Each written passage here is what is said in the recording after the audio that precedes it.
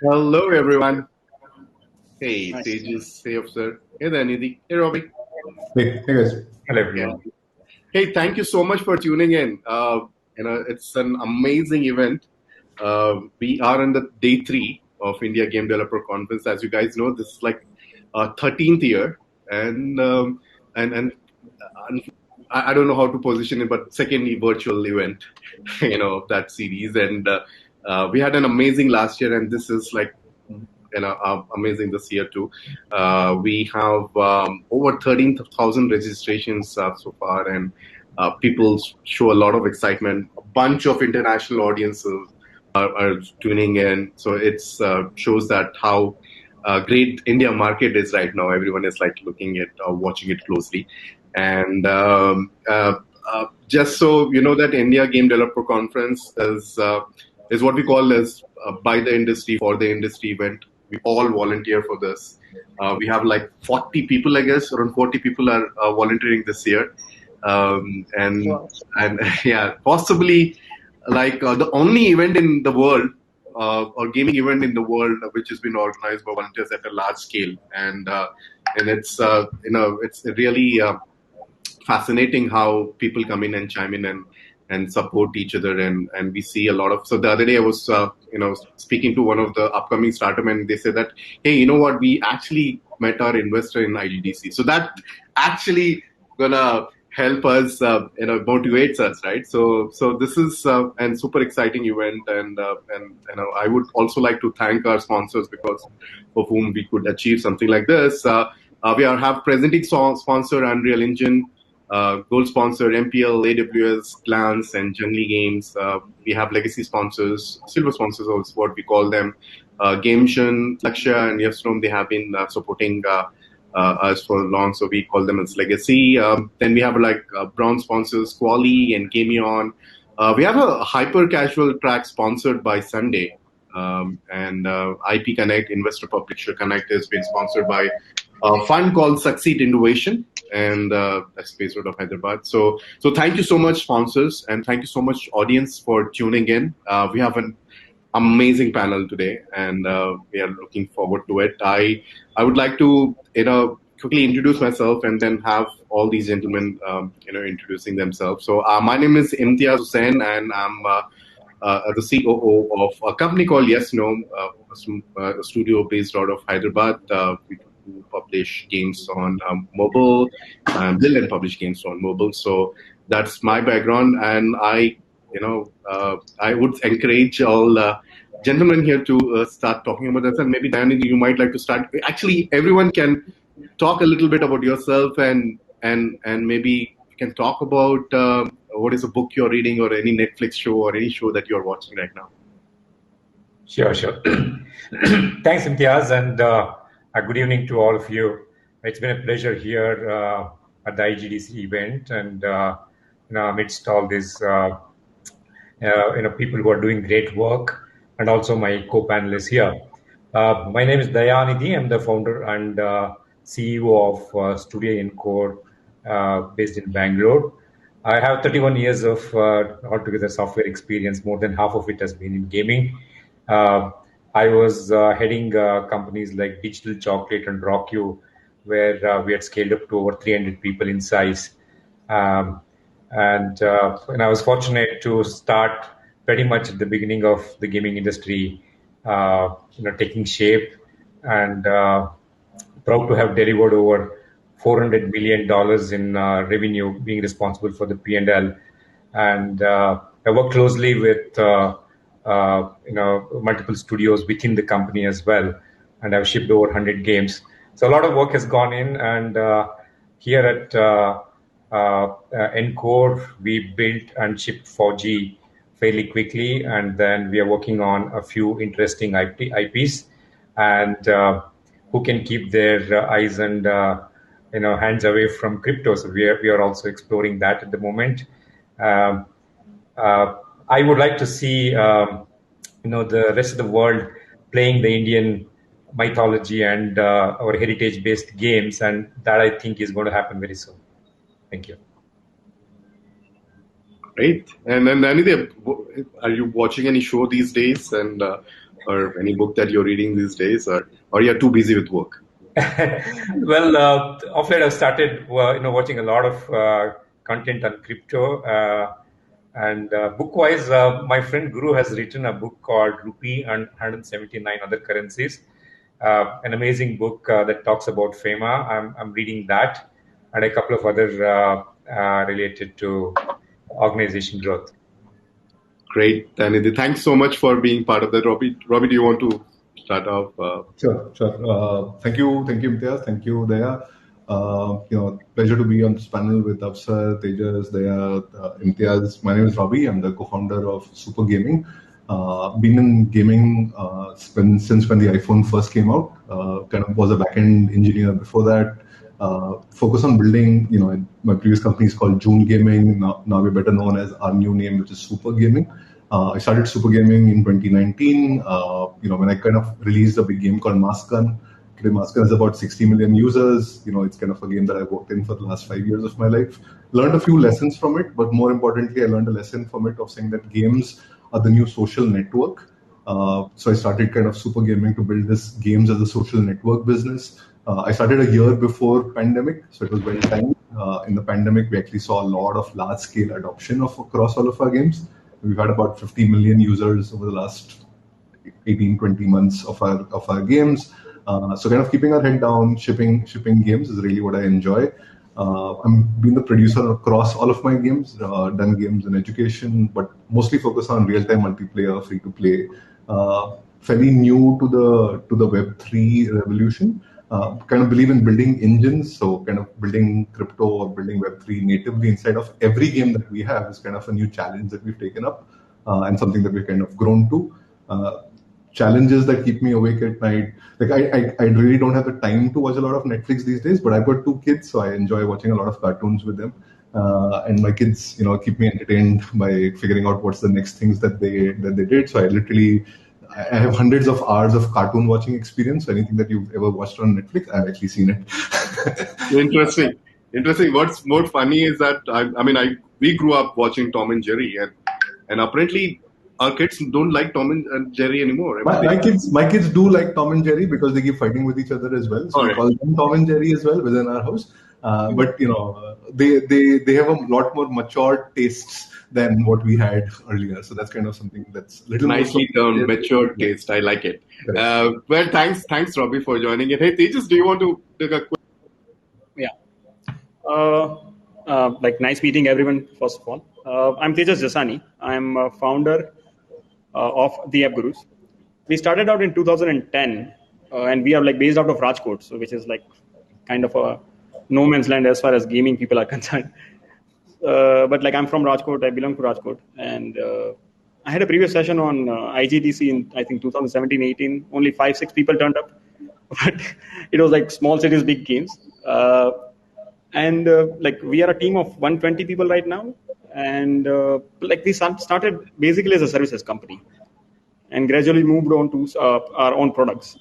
We have got 2 major games in the market right now, Play Store. One is called Indian Cooking Star, and the other one is Asian Cooking Star. Both games has got around 10 million downloads.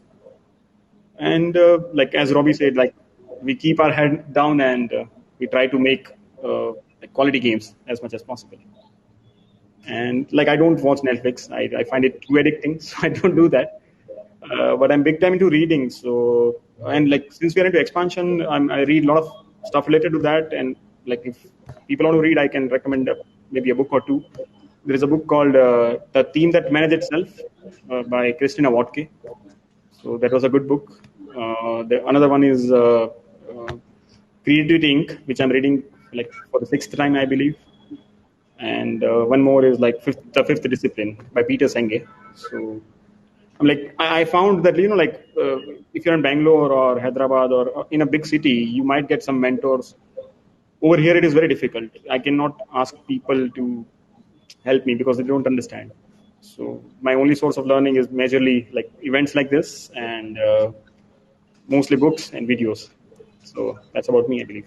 Great. And actually, you should also write a book sometime soon, because now that you're building amazing, how to build great team in a smaller cities, right? And so super proud of you, Ben. I mean, Rajkot building that 150 kilometers, that's amazing. When I was amazed when you said 150. So congratulations for that. And yeah, I mean that's on that note, Afsar. By the way, real quick, Tejas, congratulations! I just saw that your game was runner up. So in that IGDC award, so congratulations for that. And even I didn't know that. I got a message. I should get some reward for that. Great. Hey, Afsar, do you want to give an intro? Is that just me, or can you guys hear him? Or Mute. No, you can't. You're on mute. you lost you there. Afsar, do you want to try again? Was working. Is it? Yeah. Yeah. Now. Is it better now? Oh, okay. Yeah. Thank God.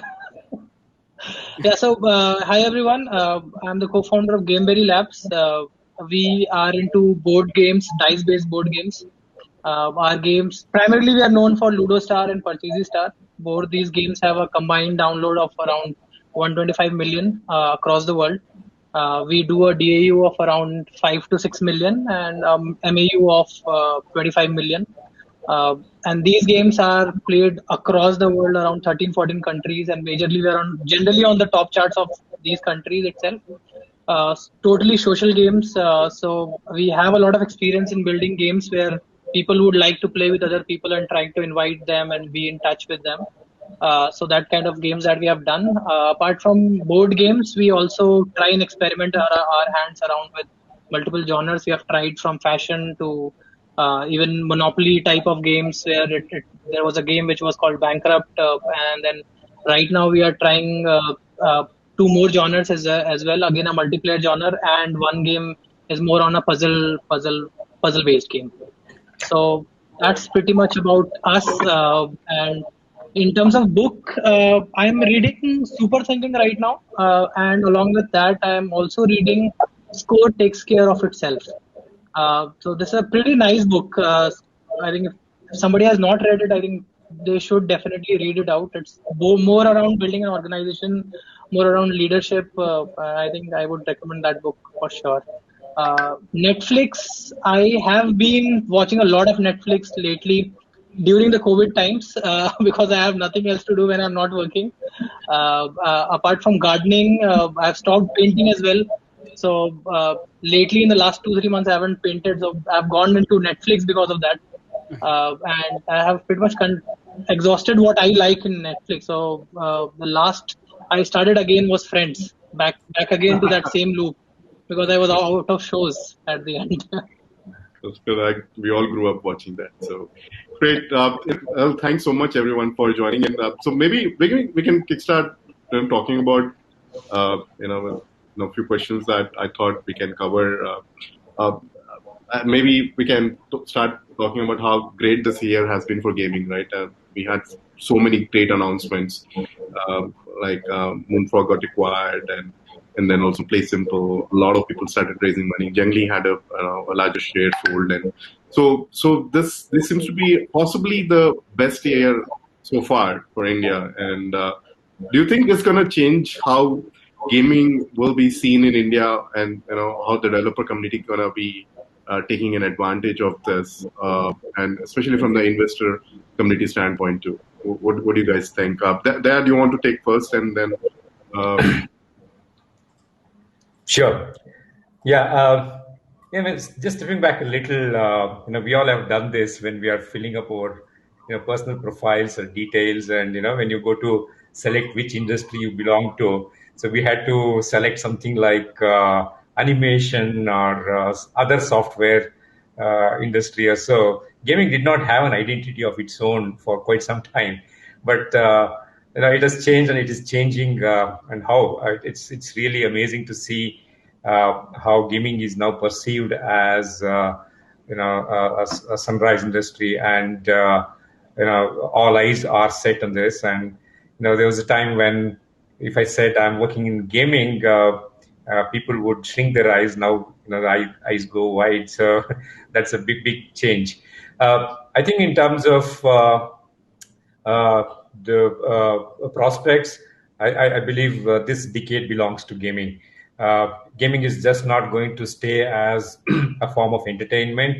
It's going to intrude its way into all forms of commerce, business in one way or the other. We've been hearing about the metaverse and how it's going to become what they call as phygital. I mean, combination of both physical and digital, and every commerce, every kind of business will have to adopt games and gamification in some way or the other. And then, as a standalone gaming as a business, I think is growing by leaps and bounds, and something that we deserve to be at a place in. And I think it's really looking very good and bright, and also unlike those days when our parents and guardians used to think, okay, you're wasting time playing games. It's changing to, well, you are really onto something which is going to grow into a bigger industry. So in all, I think this decade belongs to gaming, and all those who are planning, a career, definitely you are on the right path. Absolutely. I mean, also it's a maturity from parents' standpoint. Now they see that as a career. They see that, people would, kids gonna, it's a creativity, right? At the end of the day, yeah. And there is a lot of value there. Tejas, what's your opinion? I mean, you come from Rajkot, which has a decent amount of income. I mean, you haven't raised it on, by the way, you're bootstrapped, is my understanding. But what are your thoughts in terms of people are thinking, okay, this is a good space to get in from a career standpoint, at the same time, investor standpoint, if you haven't spoken to any investors? Yeah, basically, we used to work with a lot of clients. So, a lot of our clients got funded. They've got their own companies now. We still work with them, but not not in services business, but publishing kind of thing. So the movement, I think, started with Turkey. There were a lot of M&A there initially. Even right now, there are a lot of M&As going on. Gradually, India is picking up right now. So I believe wherever the finance is available, the industry will grow. It is just the function of that. So you need finance in order to grow, and once you grow, more finance will come in. So that's a cycle. And with, I believe, COVID happening, and a lot of a lot of people valued. This was the only industry which was moving, as in growing, streaming industry and gaming industry. So that pumped in a lot of interest and piqued a lot of interest for investors. So I believe, as they are saying, this is just a starting. This decade belongs to gaming, and I think it will grow and grow more. Not for us, but yeah, as in we are bootstrapped. So I'm little far from this VC thing. As in I don't understand it fully for sure. But yeah, I see a lot of people getting funded, and they're growing the team, and it's growing for sure, and it will grow. Sure. Absolutely, yep. So, Afsar, do you think, with all the hypes that are not exactly hype, with all the things happening with the gaming industry and VC also understanding how great the space is, do you think raising would be a good correlation? Yeah. A good correlation, Imtiaz, when I think about a correlation, the startup ecosystem in India started growing, especially in Bangalore, is because of the successes that was happening. So successes lead to more successes, and primarily because successes attract more talent to create successes, I feel. And it builds confidence in people that not just we can do it as well. And when the path and the confidence starts to become more easier, you'll see a lot more success starting to happen. I cannot imagine how difficult it would be for Tejas or Dayanidhi back when he started up. Because if it was difficult, if it is difficult to me at this moment, I just can't imagine what you guys have achieved from where you were back then, right? It is just impossible to imagine somebody like you would be able to start with all those confidence, with all the doubt and uncertainties. I was pretty much confident that kuch to kar lenge. Somehow we will figure out something, right? So I think successes will lead to more successes, and at the end you'll see bigger companies. Right? I don't think Gameberry will be the biggest company of the gaming ecosystem coming from India. It will be somebody else, maybe getting formed in 2023. Absolutely, it might be nurturing now, and you would find more great companies being formed right now with all the mentorship around and around. So, Robbie, what's your take on this? Right, I know you raised around recently, and yeah. Yeah, I mean, we raised money last year, so we only announced it this year because we're kind of scaling our company. So kind of, I don't think raising money is kind of should be the marker for success in any industry. I think kind of making something valuable, getting players to play it. Like we raised a Series A only after we had 300 million users. So I think that's something so mostly we've kind of made money from kind of creating a game, getting many people to play it worldwide, creating an engine that's kind of used by many games worldwide, understanding the industry a lot better. I kind of, so to say, commit and kind of think about the last 2 years as being almost inevitable. Like it's not just the pandemic which has led to all of it. I think there are 2 or 3 key aspects that I kind of think about that's changed in the industry or the demographics playing games. Like, one, the mobile phone itself is 10 years old now, which means that the people who kind of grew up when they were 5, 6 years old are now in the industry. Now they're working. They've been, so to say, natives of using the mobile phone and using the mobile phone as entertainment or games inside of it. They're kind of pros or veterans inside of it, So whether it's kind of playing on a claw, on a PUBG or any one of these really difficult to play games, they've mastered all of these things. Not just mastered playing them, but also making them. So that's kind of what we see today is that you're not kind of making for, so to say, the immigrants to the gaming space from just mobile, which is the older, simpler to play games, which is really the change in the market, especially the one that we focus on, which is the high entertainment, high value, real-time running, shooting, racing. That's kind of what we kind of have focused on. And we believe that the timing is right because we have our veterans who've been around for a little while, which know how to do things. And we also have the young people who kind of assume and know that they have no fear in terms of wanting to create, so to say, the higher end of all of this entertainment. When we started Super Gaming in 2019, we thought that it was well timed because the pandemic accelerated everything. I think the reason for funding, etc., is coming in because there is greater awareness. Gaming has become mainstream as a form of entertainment. You've exhausted essentially all your OTTs, all the content that was out there, and now so essentially the best ROI on your time is kind of coming in from gaming. And I do believe that gaming is the future of all interactive entertainment. I often joke and say that actually the VCs know our business better because now they're at home and seeing how much time their kids spend using games. And that's right. Like my son is always streaming Minecraft, and he's only 8 years old. And he's got 150 hours on streaming Minecraft. So I think that's kind of something that I kind of think about. Seeing the next gen, so to say, adopt this almost naturally has kind of led to a lot of understanding of the gaming market. But more importantly, I've seen support, over the last 2 years, 3 years. We've gone from being a 30% company to being a 150% company by seeing support in the form of adoption from players. Sure. Any activity that we've put out, the ecosystem has adopted it, whether it's a streamer community, whether it's our gamers, whether it's partners, and it's also investors who now understand what do we do better and kind of work together to shape the next opportunity. I think so. It's, so to say, the maturity of all of it. And I think, if you spend 10 years doing something, eventually it kind of turns around. That's kind of what we're starting to see, that we are a 10-year overnight journey is kind of starting to be fruitful. Sure. I mean, that's nicely put, digital native, is how you categorize, and it's a very good metric to actually measure how much time our kids are spending onto the game.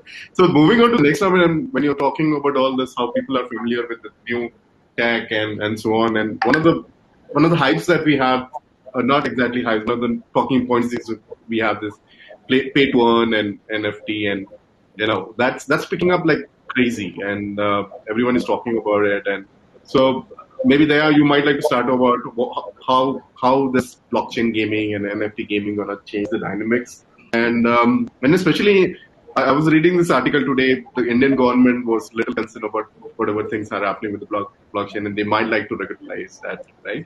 So what are your thoughts? And then Robbie can take up, and then Afsar and Tejas can answer.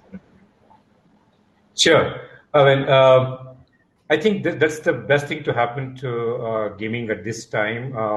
We are at the point of inflection, I would say. See, as gaming, we have gone through a linear progression or a linear growth with pretty much the standard CAGR as any other industry would see. But this is a time where we are really seeing the exponential growth, and we need enablers like this crypto and the beat esports that are really changing the way game is perceived as an industry, and these are major boosters. Uh, Given that India is a large download market, and as my co-panelist mentioned, basically we are looking at those who came into adopting mobile phones and using mobile phones, not just as a phone, but also for data and various other things, are going to be in the habit of spending and using phone for various other things. So this is going to be an industry where we have a lot of people who grind, who continuously play the game, staying invested in terms of time and money.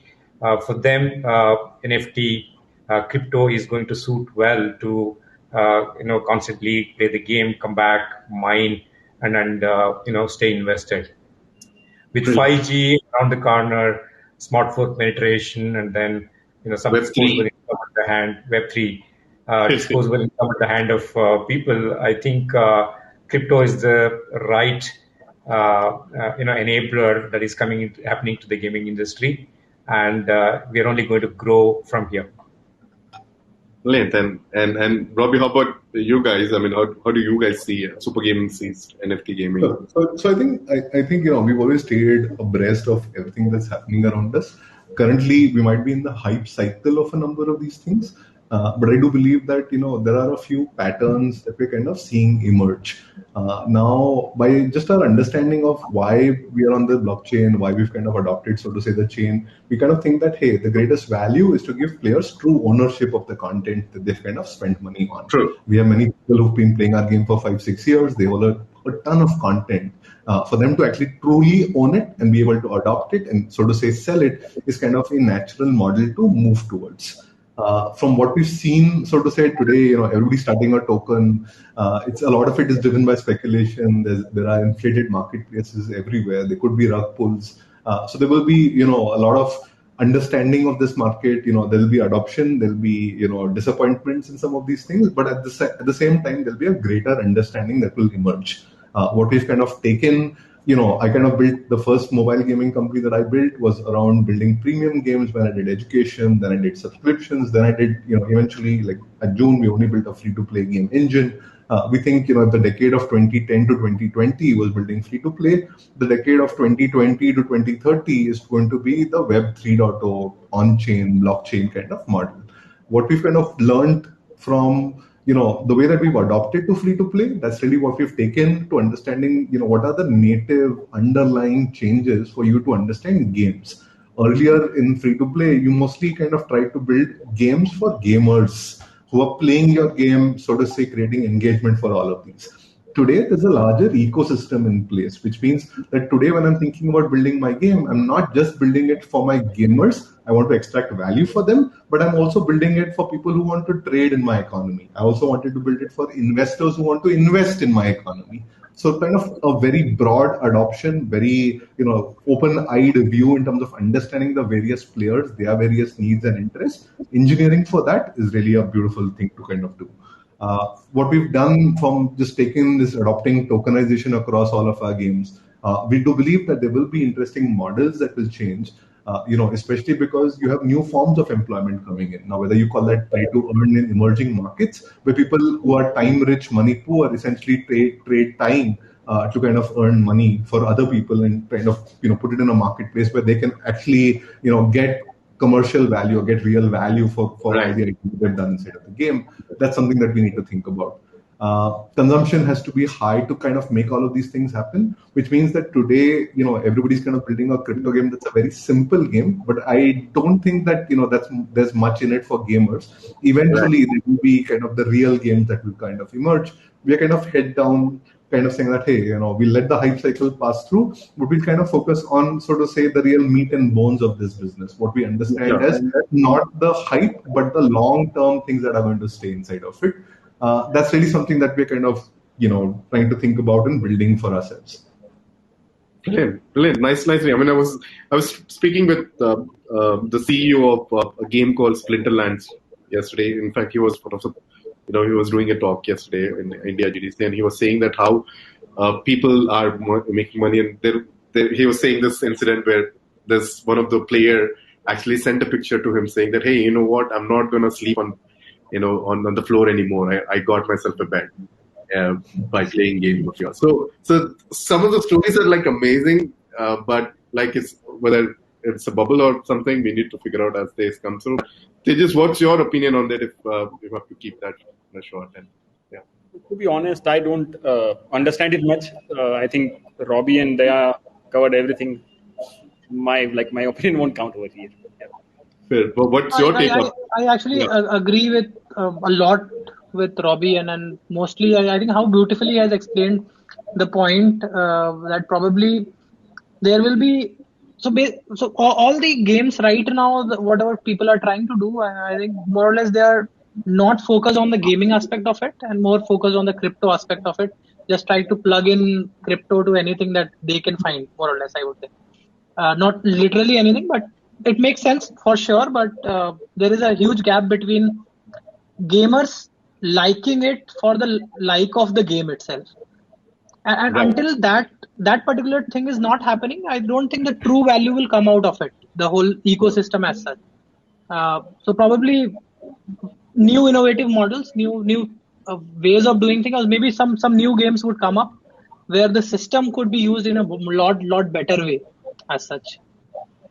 Sure. So moving on to the next topic, I can in fact start with you, Afsar. You have been doing games for some time now, and primarily your focus was building games with a lot of a cultural thing connected, Ludo and so on. So one of the notion that people have that, hey, monetization is a problem, and so what are the challenges that you see in innovating the various monetization mechanisms and the genre that you guys are in, and especially with a lot of audiences, especially in India, right? So anything that you want to talk Absolutely. about? So see, when we started up, the biggest question that we had was, the obvious answer was Ludo cannot be monetized. Like everybody said the same thing. And that was the notion, and pretty much that's how we started up. But the point was we wanted to experiment with certain core systems where you can actually give a particular slightly advantage over the other systems. And we were the first company to actually build in that the whole system where you have gems in the system, and those gems can be used to do an undo in the game. We were the pioneers who started that whole system itself. I'm not sure whether it was present in any other game or not at that point of time, but for me, it was pretty much our discussion that has brought that up, right? And that was pretty much the turning point for us, where we realized, okay, let us monetize Ludo in this aspect where people have certain chances in the game where they can re-roll the dices itself without, let's say, not the other person knowing itself. And that has been the game changer for us. And a lot of companies who have, like, after that, pretty much use that mechanism. So I think at the end, what I realized in India, it is more about getting the right mechanics in place and understanding the user better at the end, rather than just thinking that something can be monetized or something cannot be monetized. I think that it is more about the user and trying things out and giving them the right experience where they are willing to pay for the things that you're offering. Right. Yeah, go on. Finish your thoughts. Every gamer is a payer, but you need the right mechanism to make them pay for your game. I think that's what is true for India as well. That's an interesting one. Every user is a payer. You just need to find a way to take money from it, right? And so that's it will take a lot of time to do that, but they have that. Identifying the method to do it. Great. So talking about users, we also see a lot of women audiences or women players these days. And Tejas, you have been building games which might be fitting in more of women audiences. I'm not sure what kind of a breakup you have there. Uh, you know, do you think there would be a transition in women audiences, or where there would be games specifically, more a little more mid-core-ish, not like very casual for addressing these audiences, where you, I would say that the LTV would be higher and the retention would be higher, more commitment and all. So how do you see that? Yeah, like the first thing I would like to mention is, like when we started our game, we had an initial thought that we'll have more number of female users coming in, but that breakup has been kind of tilted towards male audience right now. So we see a lot of males playing our games rather than females. But having said that, we have seen purchases from like females as well, and like the simulation genre, the puzzle genre, females really like to like match 3 genre, so they spend a lot of money and a lot of time in that. Our session time is like quite high because of that, and the average number of minutes people play per day. And like there is always a gradual move from, like once you start something, you get a taste of something, you would like to like take bigger challenges. So what we've seen is like, women like female players like to engage with puzzle kind of things, so we try to introduce those things in our games. And having said that, uh, like female players are playing casual games. It's like, when uh, people play games to socialize. So wherever, like, if you have friends playing a mid-core game, you might want to play that. So that kind of a gradual or organic move would always be there, and with little bit of adaptation, as in like you're playing game for the first time, you would like with a hyper casual game, then you literally like you will move towards a casual game if you are a gamer, and then if you are like if you like games, then you will move towards mid-core games. So the pool has become bigger. So we definitely see like a lot of female uh, moving towards the mid-core games, and hopefully in the Brilliant. future see a lot of like better LTVs.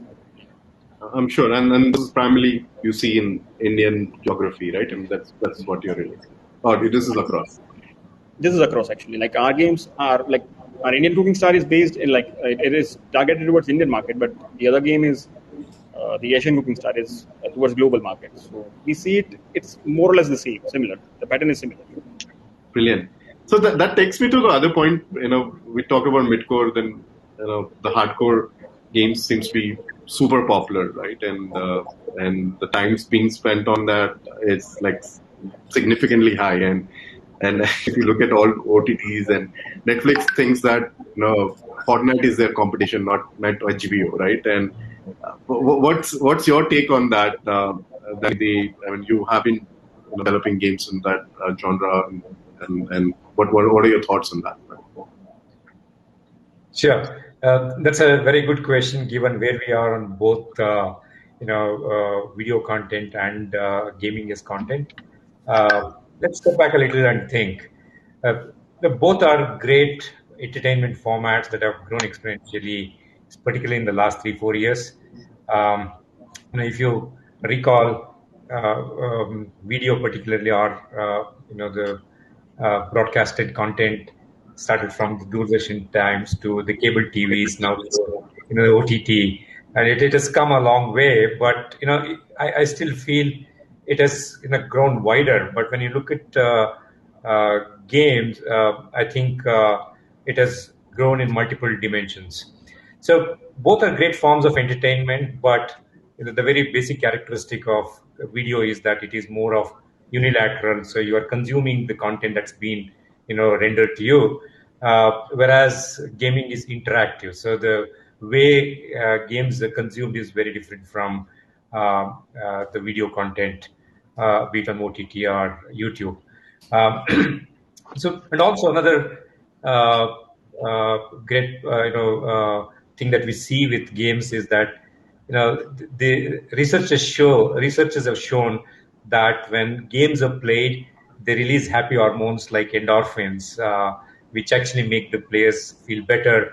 There is that winning moment, which is giving the dopamine effect, which otherwise you rarely find on by watching a video or any such content. So both have different characteristics. Definitely, given that games are social in nature, can become competitive in nature, and going forward, people can earn by playing games.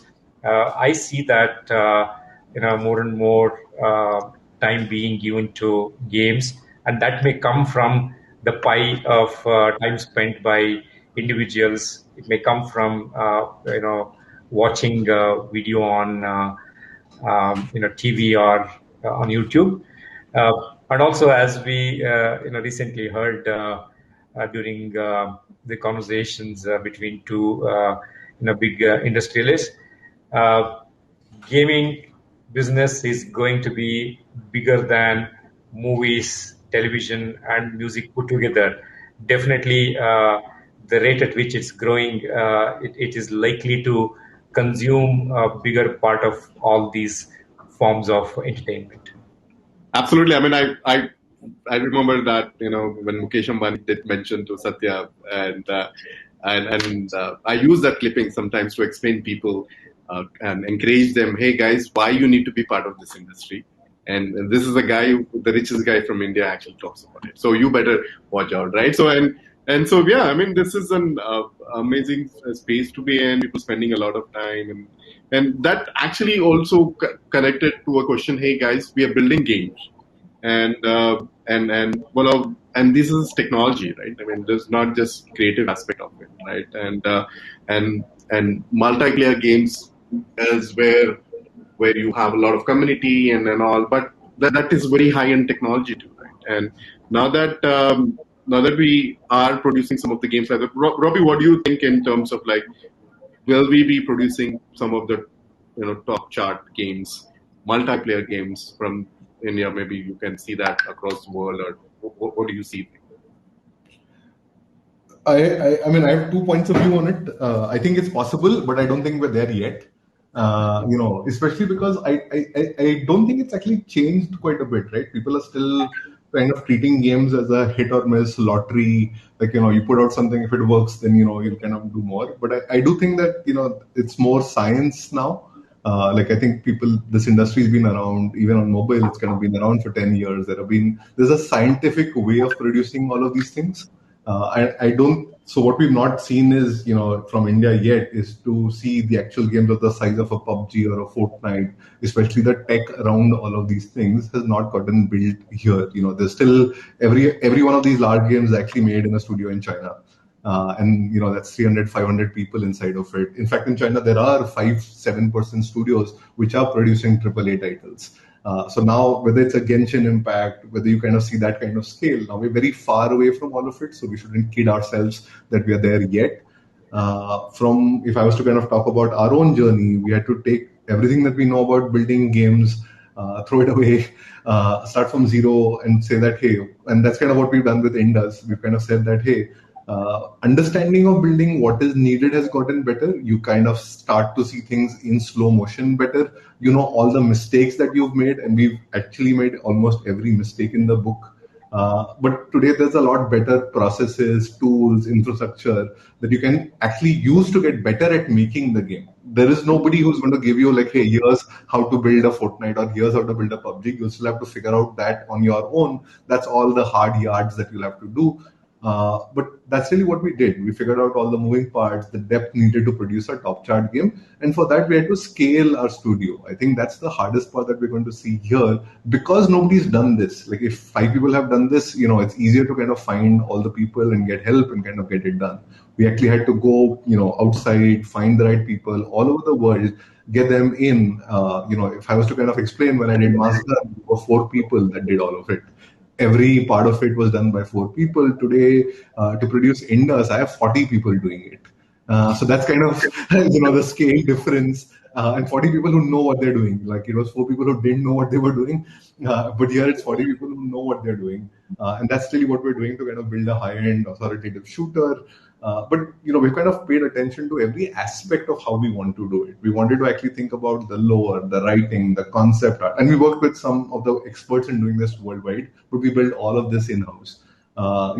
Engine programmers, network, earlier you called everybody a Unity programmer, but today there is a very clear distinction between, hey, here's an engine programmer, here's a graphics programmer, here's a network programmer, here's a UI engineer, here's what a service engineer does. Within art itself, we have 8 disciplines. Hey, here's what a technical artist would do. Here's what here's the guy who's doing SFX. Here's the guy who's doing VFX. Animation itself has got 3 layers now. We've got a motion capture studio in-house. This is really how we kind of think about 3D. And I think, more to say, when you figure out what you're really trying to build, like all of these parts, I would say when I was doing Massgun, I wanted to make a shooter because I thought that, building shooters on any new platform, it was more than obvious to me that a shooter will be the most played games on all of these. Sure. Today, when I think about making a shooter, I'm not making a shooter because, the mind once expanded cannot contract. So once I'm sure that if my player has played a PUBG or a COD, he's not going to play my game for very long unless I can kind of compete on each one of those clauses or each one of those vectors, so to say, that these games are made on. So we kind of put our head down and said that, hey, this is really what we're kind of competing with. We're going to compete with the big boys and we're going to figure out how to do this really, really well. And that's kind of what the story is going to be. 2 things from our Massgun story has been like telling our own story, building a differentiator. What's the one thing that I can do better than the other people? What's the true authentic story that I can tell you sitting here versus a studio in China producing it? So that's kind of one part of it. So playing, so to say, the game in my backyard versus trying to play in other people's backyard yet. And then, the other part of it is you still need to do many things, right? So you so to say need to engineer the perfect storm to kind of create a top chart game. Because in gaming, you're competing with everybody and you're competing on every aspect of it. You're competing with art, engine, lore, marketing, influencers, economy. Right. That's why the learning is immense. But I also think that that's the advantage of kind of being an older, experienced team. Keep your head down, keep learning, keep growing it. Become the rolling stone that gathers everything and kind of becomes big eventually. That's kind of stay small, stay humble.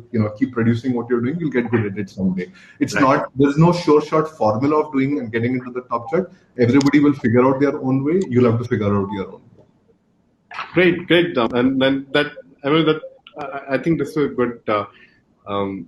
Point for me to also segue and talk about how the number of users that are actually coming in and in the Indian market and guys, there are many reports that talks about like how many people gonna be on smartphones, and there's one report says that by the next 2-3 years you'll have like 540 million people having smartphones, and for them casual games is an entry point to a certain extent, right? And Afsar and Tejas, you guys are doing you guys have been doing casual games. So what do you think would be your offerings for this new set of audiences who are going to come in from a casual game standpoint? Tejas, do you want to go first, and then Afsar might like to take that? Yeah, I'll keep it short.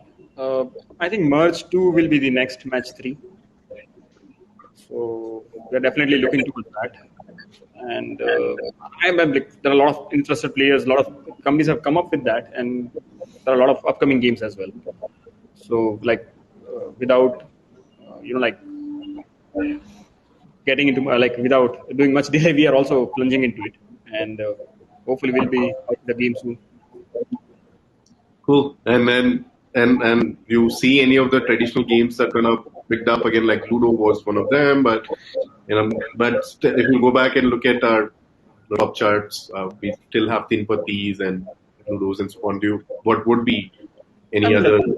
Yeah, we had our stint with Carom, so we had decent number of DAUs, and we had decent number of DAUs, decent revenue, but it was with a publisher, so that game got unpublished with PUBG due to some China connection. But having said that, the revenue was not as good as what our other games were doing. So I'm not very sure. I'm more for Make in India for the world rather than Make India for the India. I'm a Gujarati, so I think business. Okay, cool, great. Look, so Afsar, what are your thoughts on that? What do you have to offer?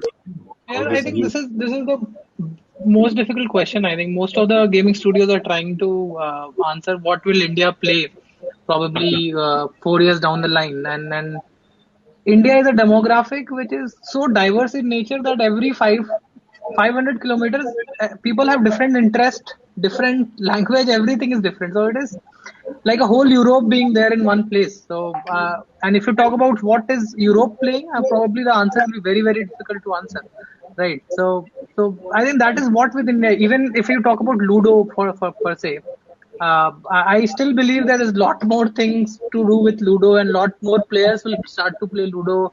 Probably one Ludo game to the other Ludo game. I mean, they'll start making choices over there. That is something. But again, that's a very small audience, very casual audience.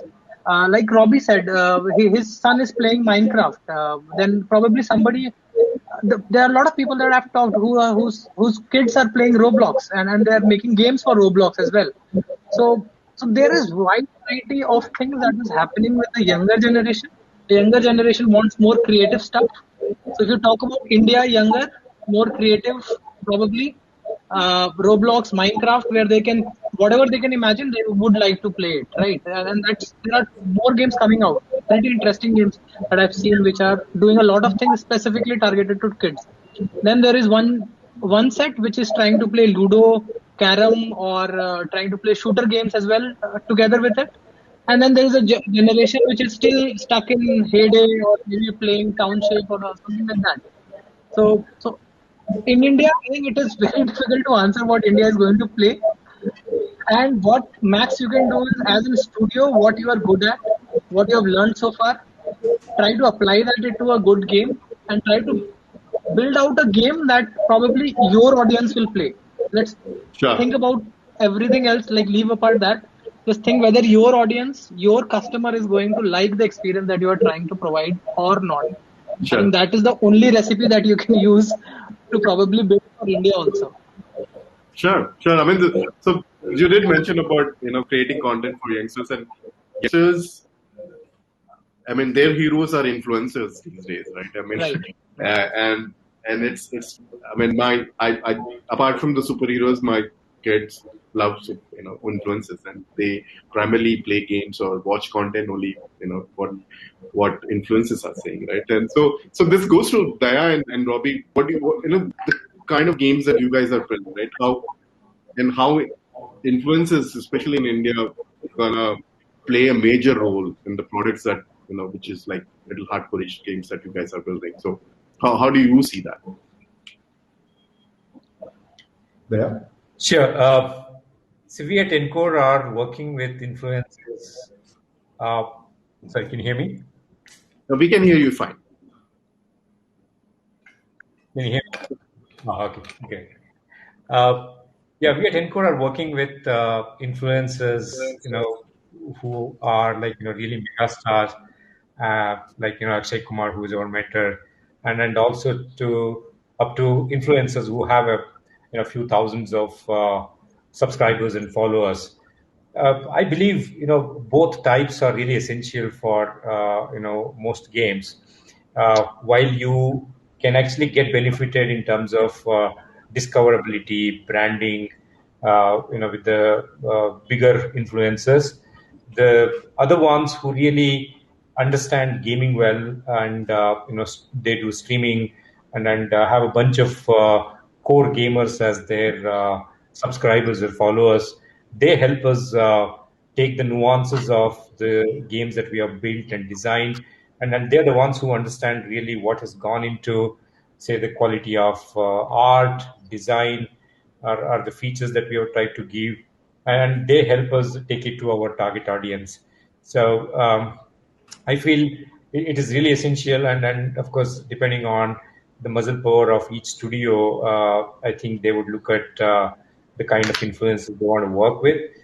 We at Encore, as I said, have worked with influences of all sizes, including the mega ones. I feel it is going to be really essential and to build a community of influencers people who carry the message, who also help in understanding, the way we have built game balancing, economy, and how we keep bringing content, let's say live ops and so on. So they are really catalysts in growing the game. So Sure. I think every studio should focus on building their own community of influencers. Sure, that's I know they play a very key role, and I think Among Us success has to do with that. I mean, even though that's more of a casual category, multiplayer, but if you look at other hardcore games, Twitch and YouTube gaming and Loco, our own a platform from India. So I'll kind of share what I think about it slightly differently. First, we just don't kind of limit our influencers to India. We use influencers worldwide. Sure. In fact, we actually have a player, who sits in Michigan, who actually wears mask gun as a body part. She has a prosthetic leg. She lost her leg, 3 years ago in an accident, but she wears a mask gun branded leg now. Wow. And she kind of wanted to put it on her own legs. So that's a crazy story. And that kind of told me that my games are a service to other people. That's kind of the way that I think about my games today. We recently did a web series of interviews with 25 people who've been playing our game for over 5 years. Some of the stories are heartwarming. It tells us like a lot about what these people have been doing. And, when you play a game for 5 years, sometimes we feel like we're tired now, 5 saal se bana raha hu. But hey, once we kind of watch these, that's kind of encouraged us to keep up. Come back, fix that last bug, get that next release out. That's kind of something that we've done. And because we also make Pac-Man worldwide, we across every one of our games, we work with the entire community or the ecosystem. And when I say that, I mean streamers, YouTubers, TikTokers, Twitch streamers, celebrities, like regular social celebrities, cricketers, brands on a regular basis. Like we work with the NBA, recently we also have, we actually have a big anime integration coming later this month. So that's kind of something that we've done on a regular basis. But I don't think about influencers as endorsement. I think जो typically ads करते थे लोग, like putting that कि हाँ ये खेलो क्योंकि शाहरुख खान भी ये करता है. I don't think of influencers as an endorsement for a product because people see through it. In fact, influencers themselves get dissed on by their own community if they're kind of selling हाँ पैसे के लिए कुछ भी बोलेगा तू. So that's kind of something that I think about very carefully. But I think about mostly thinking of influencers as distribution. I think of what our games are a platform that allows my influencers and streamers to create experiences for others. So what we're doing with an Indus and what we call Silly World now, we're building tools in these games for streamers to entertain themselves and their audiences, to play along with their audiences, call them, create custom experiences for them, which is what you would kind of see in our Roblox, but doing it at a smaller scale. But that's kind of what we are starting to see, whether it's Minecraft UGC, whether it's Roblox UGC. That's really what we're kind of building across every one of our games. Sure. And I think that's probably the future of distribution and using influencers as a distribution channel. Fair. Cool. So, guys, I mean, these were real good points that we talked about. I think this is time we actually go and take some questions from the audiences, and maybe Afsar, do you like to answer this? Are you seeing any change in the in-app purchase pattern in India? I mean, there was a notion that people don't make in-app purchases in India, but is that changing? And what do you see? It's actually it's growing very rapidly. I think the momentum is kind of building, and largely it has been because of the type of games that people have started experimenting with and started playing. Those games have resulted in. So once you become a payer, that friction goes away. I always talk about this internally in the teams that becoming a payer is like an activation. You need an activation energy to get that far. And once you are there, it becomes a lot easier to start paying everywhere else. So once our audiences, if we talk about India itself, once the years pass and some of the people are becoming payers somewhere. So it's not just that game that is getting the advantage, it is the other games also that will get the advantage in the longer run. Because he has crossed that activation energy where he has spent money in one of the game and now he knows that fun can be brought in from that in-app purchase. And there is a lot of entertainment with that in-app purchase which people don't realize. Like a bad movie of 300 rupees is not even close to what you do 300 rupees in-app purchases in gaming, I think that gives you a lot more experiences than a bad movie of 300 rupees. Great. Guys, for some reason, my screen got off, but I can hear. But you guys can hear me okay and see me okay, right? Yeah. Right. Okay, fine. For some reason, my screens went off. But I guess there was this other question that people posted in was primarily, hey, I guess, Daya, you might like to answer this. They mentioned, what do you recommend? I mean, you bring plenty of experience in this, but what do you recommend for the studios who are just starting up? And do you see, I mean, what would be your advice? Well, I would recommend building and a good vision for the company, also a good culture, which would be to look at what's happening in the market, and then look at building games that people will play for a long time, rather than hurrying to build a game and launch it as quickly as possible. Try to make them matured and then take it to the audience. It is the class that stays than the speed at which you bring to the market. So take your time, but make sure that you get all nuances of the game right. Brilliant. And then, Robbie, if you have to, answer from a standpoint, like if the studio is starting up, a lot would depend upon studio, what they're planning building. Do you want them to be, focus on international, or do you want them to focus on, international market or the local market? What do you suggest there? The YC motto of doing anything is very simple: write code and talk to users. In this case, it would be write code and talk to players. You'll find a niche. You'll kind of find players who really want to enjoy the experience that you want to create for them. So that's kind of something that's very different. We've kind of thought about, like, every one of my games that I've made, including some of the shooting ones, we actually play physically before we make them. So that's kind of something we've thought that if it was fun playing it physically, then it'll be fun for other people to also play it. So that's kind of something that we've literally done every game that I've made. From a small studio perspective, I think that it's still a no fear kind of approach that I kind of advocate, or saying that, hey, you're good enough, go figure it out. You'll be able to build the next Fortnite. You'll be able to kind of you'll figure out all the steps needed along the way. But be bold. That's kind of my kind of thought around it. Like, our story is better known as Three Guys, a Dog, and a Dream. And that's a dream that we're still living. So that's kind of something that we're more than happy to kind of tell other people to kind of follow. Great. And if just this question, you have one of your games focused across India market, and do you think it's a time for people to, with the patterns that we are seeing in in-app purchases and so on, do you think we should, at this point, we have to introduce or it's a good time for people to get into what you call as subscription model or something of that sort? I mean, with PUBG starting the subscription model, it has picked up. So whatever works for you, whatever works for your players, if you can provide value, you can go with any model, and then you'll see the money coming in.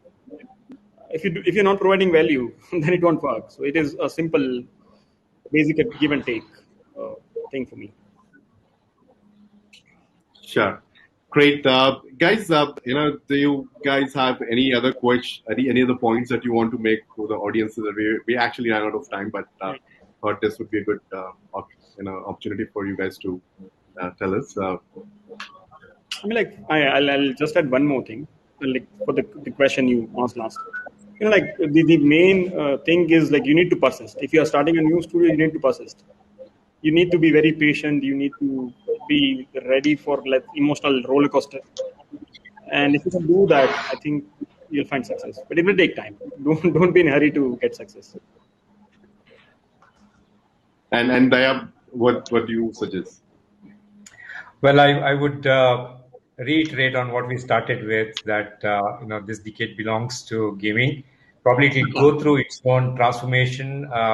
We may see things changing. Blockchain wasn't even talked a couple of years ago, but today it is hitting hard on the gaming industry, and we are all ready to embrace it. We will see probably much more similar trends emerging, something that are at a very early stage now probably will grow bigger and they will become enablers to gaming industry. So I would say keep a watch, embrace everything, and then make a mix of that and then grow along with the industry. And then this decade belongs to gaming. Brilliant. And Robbie, do you see, we had such a great success in Istanbul, and we as a gaming community, you see a lot of success happening in Istanbul and Helsinki, and do you see that coming soon in India too? And what do you see that? Sure. I think, Helsinki, Finland, the Nordics, they were ahead because they already had, the Nokias, the Ericssons, and that market already there, already well established.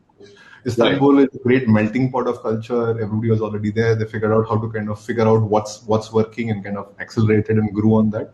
I think when you have a large user base, you actually have a community that's supportive of all of it. You have people downloading your game, encouraging it. It might be a shitty game, but you still get a lot of users to kind of play it. And if you get that encouragement, I think that's sufficient to kind of encourage people to create the next big thing. And that's kind of the access to the community that you have. If you were creating in vacuum, you would not be successful. Now that you're creating where other things are being created, you have encouragement from everybody, you probably have somebody to even fuel or finance your dreams. I do think of that of success as being inevitable in these cases. Stay patient, stay calm, keep your head down, keep shipping, talk to your players. That's really what I would kind of say is the great takeaway. I'd like to thank everybody for watching this as well. Thanks everybody. Sure. And then, Afsar, your closing comment, especially to new gen, what would be your advice? Your voice is gone, Afsar. Afsar, we can't hear you. Yeah, I'm really sorry. It just goes. Is it better now? Yeah, we can hear you. They can hear you. In terms of advice, I think so pretty much what has worked for us, especially, has been doing a lot of research. I think that is something that people tend to underestimate a lot of time. Trying to understand the market, not just what is in your head. I think it's pretty much really important when you are trying to do something. And if you do a proper research on things, a lot of failures can be avoided, like just on the basis of research. But at the end, if you have boiled down to something, stick with it. Like Tejas said, be persistent about it. And like Robbie was saying, talking to the customer is going to be the most important thing. Talk to your players, try to understand what is happening in their life, how they're trying to play your game. And at the end, success will be inevitable, that's for sure. Like if you're doing the things right in the right manner, probably things will fall into place mostly. Great. Well, thank you so much, everyone. Afsar, Tejas, Daya, and Robbie, thank you so much for joining in. Thanks for having us. And it was and audience, thank you so much for joining in. There is one talk happening right now on live operations. I think you should attend that, and that would be the last session of the possibly for IGDC and business and product track. But otherwise, we will meet next year. It was a great year for us, great year for gaming, great year for IGDC, and keep building awesome games. And thank you so much. We'll see you again, guys. We can go to the backstage. I'll see you there. Thank you. Thank you. Bye-bye. Thank you. Bye. Thanks, everyone. Bye.